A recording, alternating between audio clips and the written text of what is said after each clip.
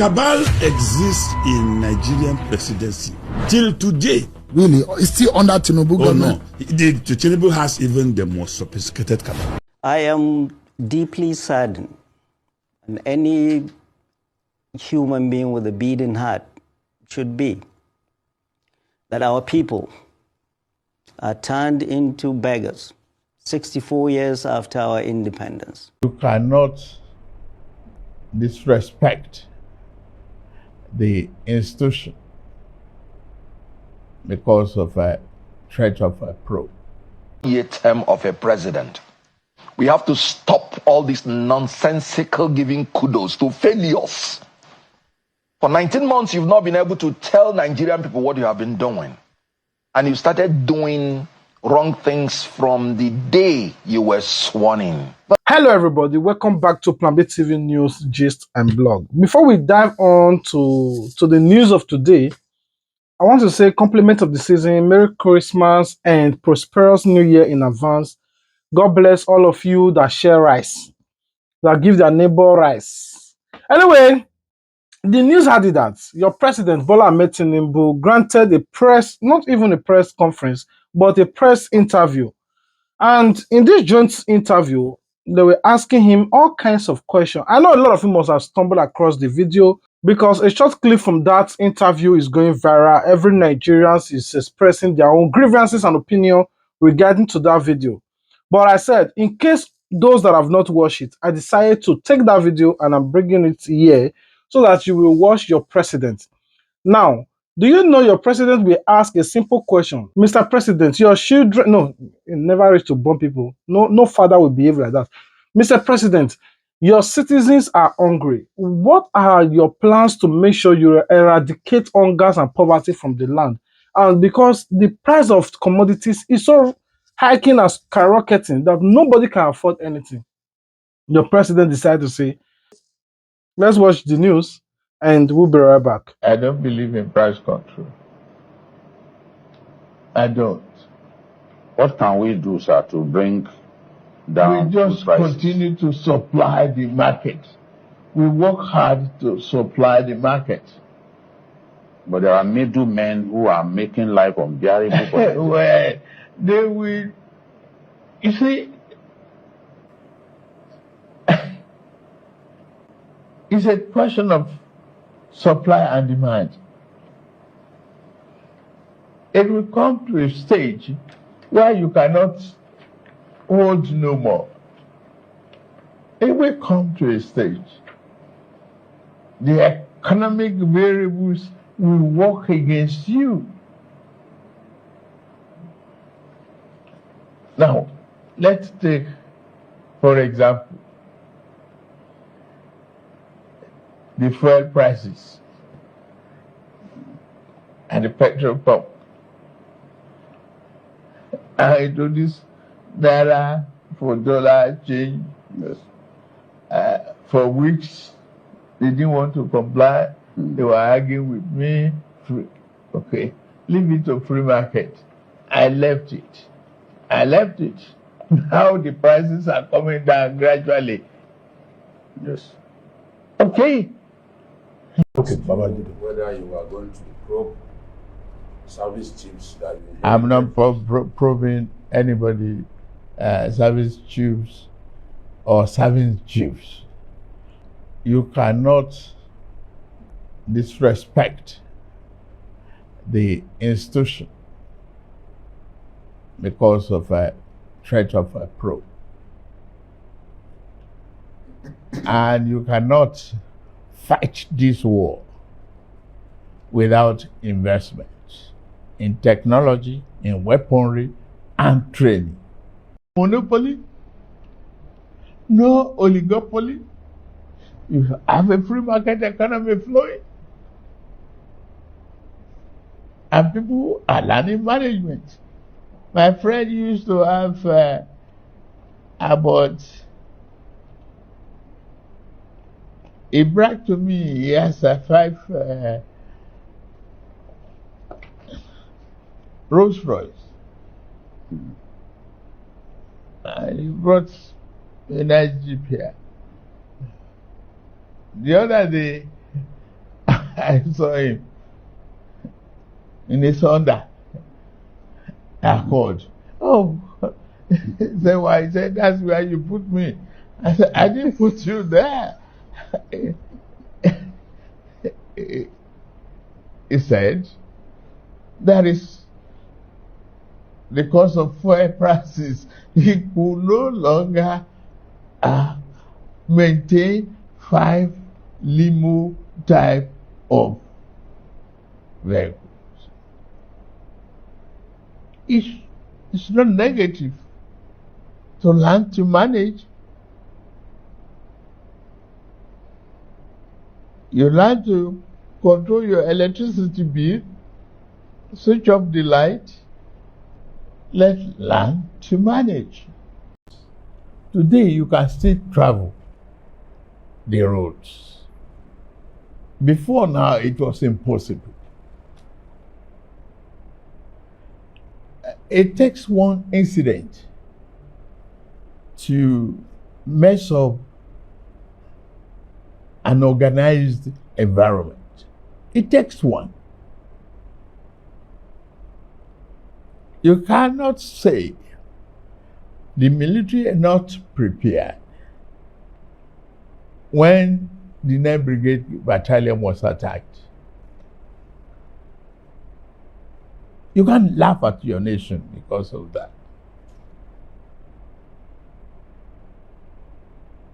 The enemies within and without are watching what you are doing. You have to be prepared 100%, 24 hours of the time to make sure that people are safe. Today, that is not the story any longer. People can leave Kaduna and still go towards Kafancha by road. Well, the road may not be that smooth, and all you want. Gradually, we'll be there. We cry about borrowing. Today, I have 60 from 98% thereabout of debt service. I brought it down to 68 thereabout percent. Give credit, please. We are managing it.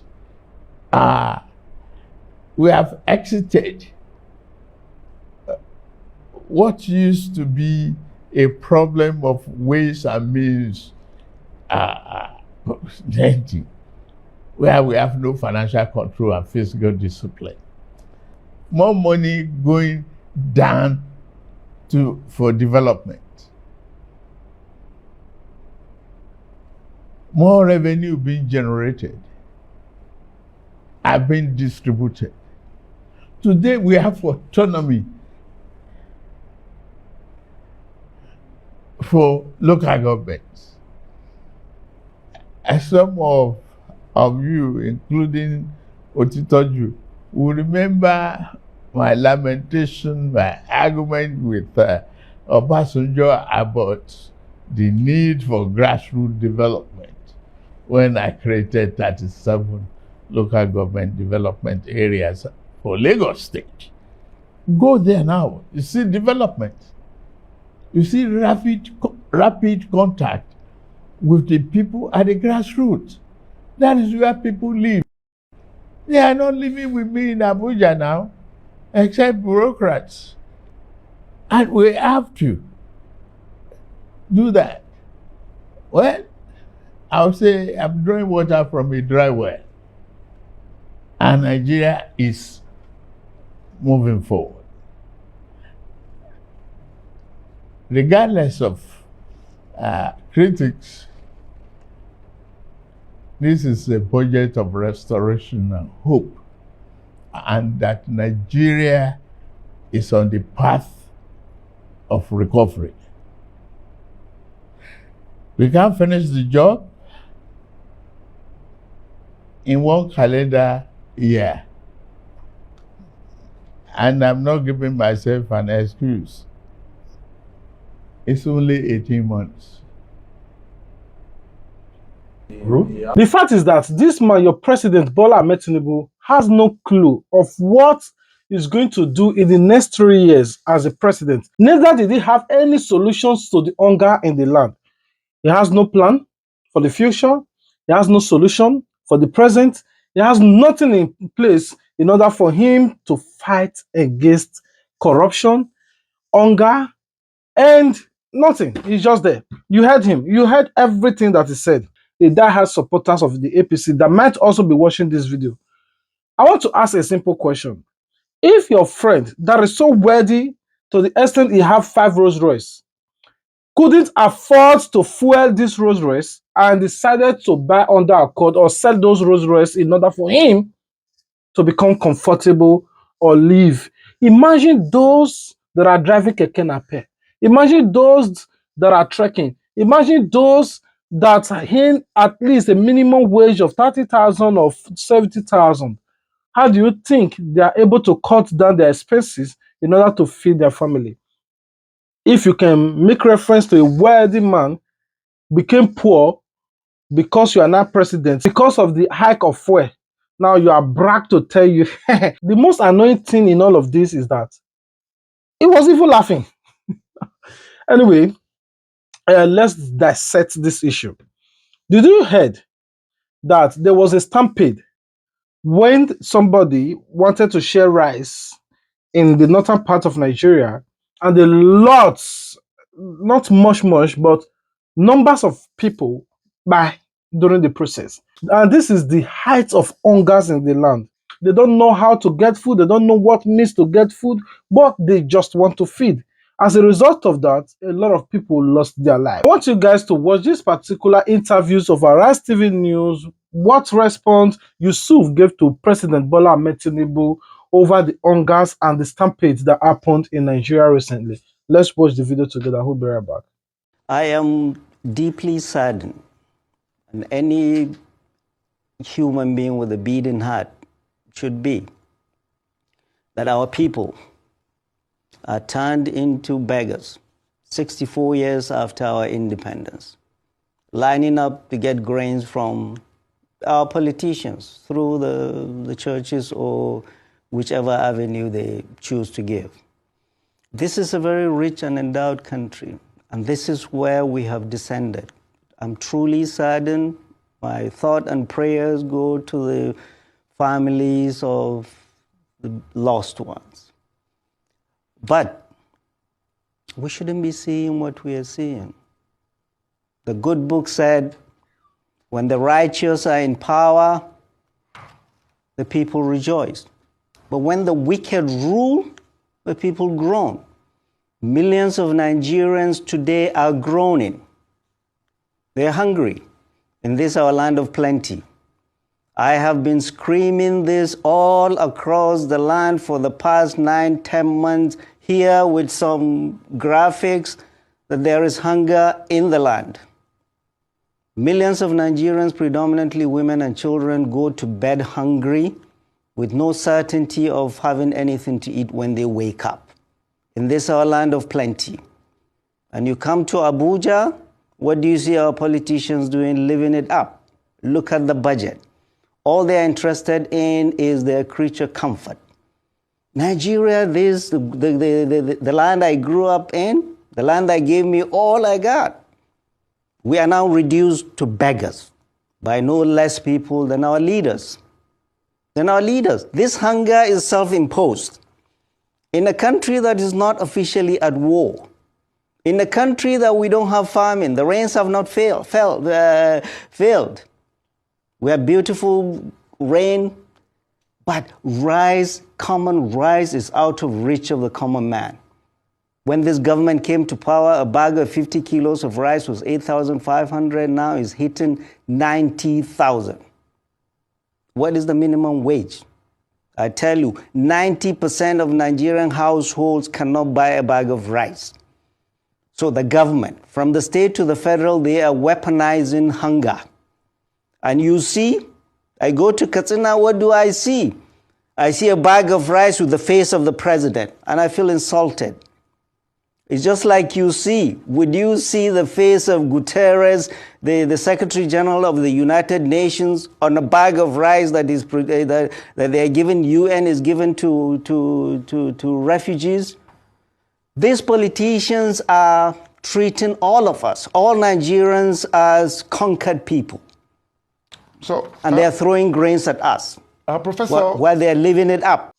Now, I know there are still people who love Tinubu and the APC so much, no matter what is happening, because he's an Yoruba man, they don't care. They just want him to be there. I understand you. I understand you. In as much you might be dying and smiling, I still understand you. However, I want you guys to also watch this particular video of Kenneth Okonkwo, what he also said about your president. Like, okay, if any of you can at least point out that ever since Bola Ahmed Tinubu becomes the president since last year, now a year plus now, the impacts, or the positive impact he have made on his own citizen or the country that the common Nigerians are benefiting from. For me, I can say, nothing.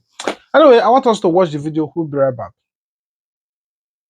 Of the 4-year term of a president, we have to stop all this nonsensical giving kudos to failures. For 19 months, you've not been able to tell Nigerian people what you have been doing.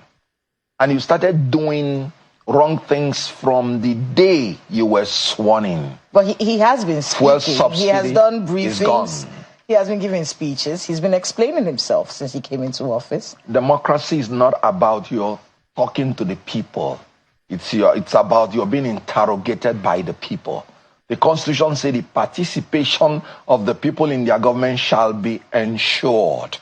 The people participate through their representatives, both from the media, both from any policy you want to do, has to be interrogated by the people.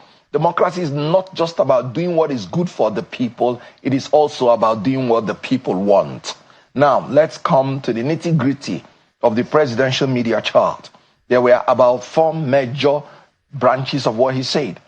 Talked about the stampede, talked about cost of governance, talked about corruption, talked about the tax reform bill. These are about the major areas. About the stampede, this president shifted all the responsibility to the organizers, people who wanted to help people who are hungry. Let me tell you, this stampede happened in the east. It happened in the west. It happened in the north.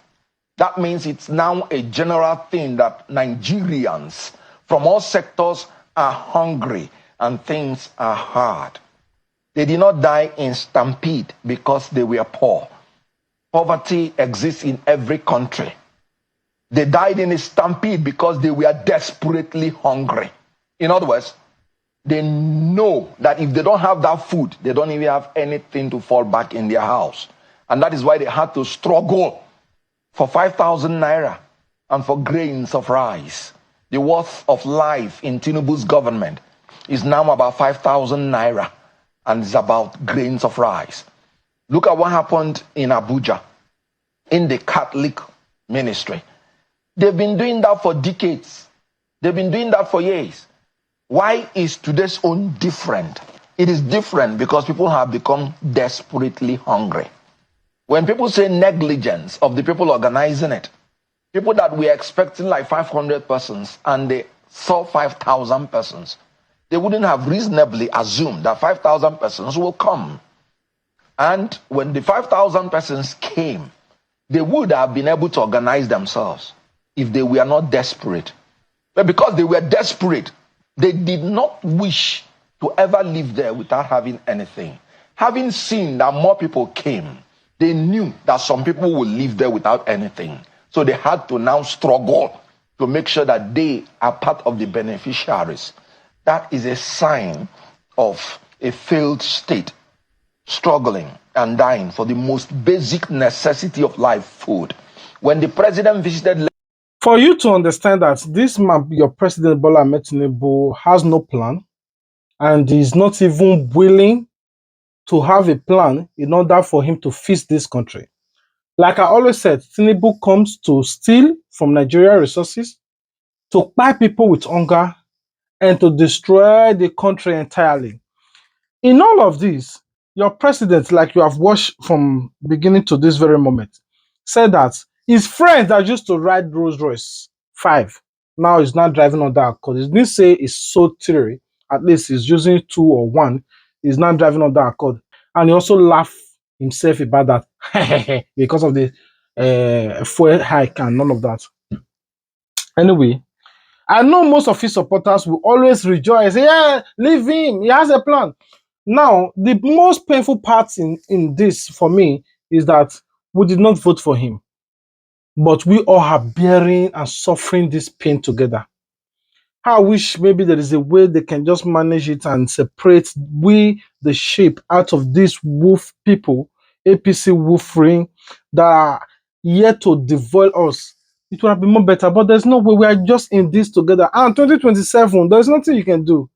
Because I think I stumbled across a video of one guy saying that Tinubu cabal is so strong to the point that they are even more stronger than Buhari cabal that everybody was afraid of. Yeah, let me put the video here so that you hear. We'll be right back. Cabal exists in Nigerian presidency till today. Really? It's still under Tinubu government? No. Tinubu has even the most sophisticated cabal. Buhari's cabal was a group of uninformed people with little experiences. But Tinubu's cabal is a sophisticated group of people who had been long in power. They are more dangerous than any other cabal that I have ever known and seen. I will advise Atiku to mentor Peter Obi if they are going to go into any alliance. But for Atiku to put himself in the ring again in 2027, that will mean campaigning for Tinubu. From your own assessment, who do you think would have done a better job on running this country? Prince Adewale Adebayo. Buhari government was a disaster. I believe that it is a disaster. It failed Nigerians? Yeah, it failed. Buhari was also used and done. Who used him? Buhari's charisma was needed at that point in time by the political elite to eliminate Jonathan. You are not afraid that these powerful people may come after you? I've survived more than 10 assassination attempts. I am not afraid of death because one thing I know, my mother confirmed that to me. I'm not going to leave this planet until the day ordained by God. So I'm not afraid of anybody planning to kill me. Do you think Tinubu might be in trouble politically in 2027? He's already in trouble. For El Rufai, I expected him to have been smarter politically than what happened to him. Tinubu went to Kaduna at an economic summit and lured him. So he couldn't have given into that because he was lured into so that he can be humiliated the way he did. If today even Angel Gabriel is accompanying Tinubu to pacify me, to serve in his government, I will not. APC used Nigerians and the common people because, and I mean the peak of it, was the 90-year-old woman in Kebbi, whom when we went for campaign, brought out her life savings of 1 million and donated it to APC and said, I mean, she thanked God that she's contributing to the new Nigeria, even if she may not live to see. No, Northerners felt betrayed. They brought about 5-point-something million votes to coronate this government under the Muslim ticket hypocrisy. But they are not getting it at all. What is your view on the Dele Farotimi case? I would have thought that my father, Afewa Balola, should have not taken this route. Because, I mean, he has exposed his legacies to public attack. And I don't see him surviving. For El Rufai, I expected him to have been smarter politically than what happened to him. When he concluded his tenure, I mean towards the end of his tenure, he made up his mind not to hold any public office. But Tinubu went to Kaduna at an economic summit and lured him. And El Rufai knew that he is smarter than almost every other person. He knew himself well. He knew even his intrigues. He knew his controversial disposition. So he couldn't have given into that because he was lured into so that he can be humiliated the way he did. And if I were in his shoes, even if today even Angel Gabriel is accompanying Tinubu to pacify me, to serve in his government. I will not. You know why? If I dare make that mistake, they will nominate me, and then when they go to the National Assembly, they will raise security reports and declare me a terrorist. And that will be over. So El Rufai made the greatest respect for the mistake which intelligent people shouldn't have done. People wanted the exit of PDP, thinking that Buhari was the messiah at the time. But now there are those who will say Buhari was a disaster. Those who do not see that Buhari did anything good in that 8 years will think that Buhari wasn't the best for Nigeria at the time. What happened? Buhari was also used and done. Who used him? Buhari's charisma was needed at that point in time by the political elite to eliminate Jonathan. And shortly after Buhari had taken over power, these sets of political elites emerged and hijacked government. And Buhari was a stranger. I can say this at any point in time. Buhari was a stranger in his own government. And I can corroborate this because I went to see the president in 2020 when I was out of office. And I told him, Mr. President, this wasn't what we told Nigerians. And that I have conscience. We campaigned and convinced Nigerians. When I look at the type of investment the common people put in our government, and here we are today with insecurity. When we came in, it was only the Northeast. As at 2020, I told him it was not possible to even travel from Abuja to Kaduna. If Atiku is not careful, El Rufai will emerge as a political godfather for the North in 2027.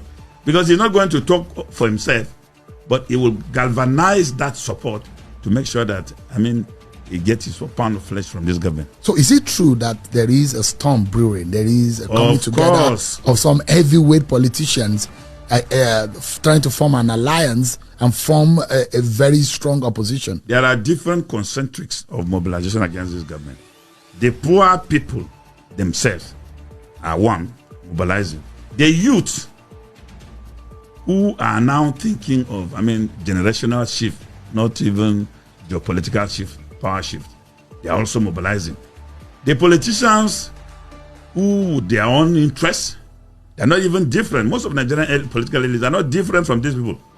Because if you see what happened during Konkoso's daughter's wedding in Kano, you will know that they are the same people. Because all of them congregated there. There was nothing like Christian Muslim. Even there were Islamic clerics dining and wining together. That's the political elite. So they are now trying to come up with something again, like what happened in 2015, to now eliminate this government, and we may even run the risks. So I am of the candid opinion that the young people in this country should learn from what has happened in Senegal, what has happened in Ghana, in other countries, and let them talk to themselves. Do you think Tinubu might be in trouble politically in 2027? He's already in trouble. Really? Yeah, Tinubu is already in trouble. How do you mean? Tinubu's trouble is on now because if you conduct a political survey genuinely, you will discover that Tinubu's rating will be embarrassing. Really? Yeah. You might just take his words for likely, but what he's saying is true. Tinubu has no sympathy, not even atom of sympathy for this country, Nigeria. You heard what he said. He has no plans to fix the country. How can somebody ask a president that what was your plan for you to eradicate hungers and fight against all these corruptions or whatsoever? The price of things is so high, like commodities, nobody can afford food. He said, whatever that goes up, it will get to a time, it will be tired, it will go down. Anyway, I rest my case here before I constantly provoke somebody, because now they are putting laws out there now. Anybody that talks to government official will be arrested. They already started it too. If you talk now, they can't arrest you. Why? Because if you ask them now, why did you arrest me? Can I know my offense? You talk about the economy of this country. You were lamenting. You were lamenting the pain. Now that you are in this country with the lament, you are under arrest. Now they say you can't talk to government official anymore because you'll be arrested. If you are suffering, like there's no road, you can't hold your government officials accountable anymore. Yes, the new IG of police just recently said that. Anyway, I love you guys and God love you more and God continue to bless you for your great work and support towards this channel. Without you, there is no plan B. I really appreciate you guys for your support this 2024. It was massive. And may God replenish you for your money you spent on data, for your benevolence, your love that you have towards this channel. That time to time, when you see me post, you always come to watch, to like, to comment. I really appreciate those that are also commenting. Sometimes I saw the massive views, but less comments. If you don't comment, I will not know you. Through comment, I was able to relate to a lot of people. We share contact because I always see this person always commenting on my videos. Anyway, I love you guys and God bless you for your great work. 2025 will be another massive, great year for you, and all your heart desire, may God grant it for you in an easy way. My biggest prayer and desire for you all watching my content is that may God grant you good health and long life to enjoy the fruits of your labor. You will not labor in vain. Whatever you desire good in 2024 that you did not achieve, 2025 will be another great year that God will add it up to your 2025 resolution and grant it all to you in your least expected time. May God bless you richly, and we'll see you in our next video. Shalom. Bye. The problem here is that a government came into office and its policies have been so chaotic that those people who have worked hard to attain that level of comfort have now seen it all almost wiped away. And so if a person who was that comfortable with Rolls-Royce vehicles has now been cut down to managing his Honda Accord, imagine what has happened to the university lecturer. Imagine what that lecturer has had to do.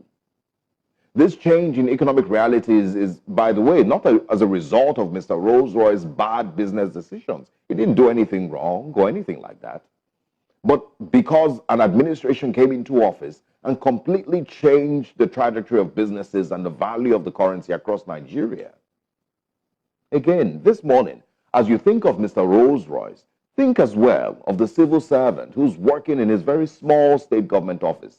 Think of the Nigerian who was doing his best to feed his 5 children and put them through school, managing his own small Toyota. What do you think has happened to him? If Mr. Rolls-Royce has dropped from, using those exotic cars to using a Honda Accord, what do you think has happened to those who had a Honda Accord?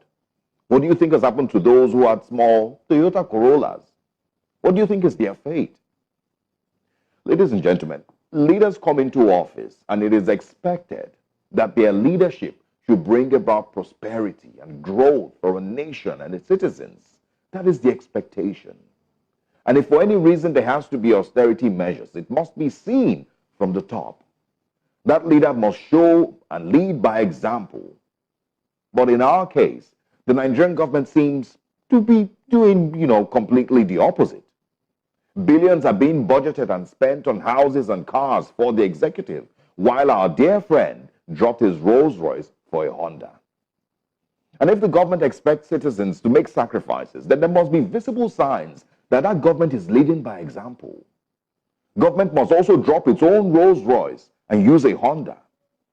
Mr. President and the executive, the National Assembly members, must also drop their own Rolls-Royce. It must be seen that they have also decided to leave their Rolls-Royce and move to a Honda. Also, Mr. President failed to actually even inspire hope that someday this friend will be prosperous again, enough to go back to using one of his Rolls-Royce. Because from what it seems, this Honda status might just be permanent or even get worse. He may start, to leave his Honda now and start entering downfall. And so to Mr. President, is the Honda adjustment permanent? And how can you convince Nigerians that this Honda, situation is not going to be the norm? Again, as you think about Mr. Rolls-Royce, think about the retiree who has seen the cost of his medication go from 3,000 naira a month to about 25,000 naira a month. Good morning, Nigerians. Obasanjo had. I speak as a veteran of presidential media chats. I was in the first presidential media chat that President Obasanjo had after the return to civilian rule. Now, I also have interviewed since then every Nigerian president. I managed President Goodluck Jonathan, and I organize presidential media chats on a regular basis. So I speak as somebody who can claim to have very solid experience in the business. And I want to say, to start with, that I think it was a good development that President Bola Ahmed Tinubu, decided to have that presidential media chat yesterday. And I was privileged, again, to be the moderator of that chat, which is something at a personal level I consider historic. Now, let me tell you about the atmosphere of it. Nobody asked us to submit questions. President Tinubu did not say, what are you going to discuss? In fact, we did not see him until he walked onto the set. After we have been kept waiting, well, don't let me complain. The president can keep you waiting. You cannot complain. Until he walked onto the set, that was when we asked him questions. And I was impressed with the fact that he was in very good spirits and he was prepared to take on the encounter, and he was ready to talk to Nigerians. I think, by way of recommendation, as an ancestor in this business, is something that I would like to recommend to his media team, that they should do it more regularly. This is the first one. Let him do it again and again and talk to Nigerians. Now, this particular material has gone out there, and we have interviewed him. Nobody is complaining because nobody asked us to come and give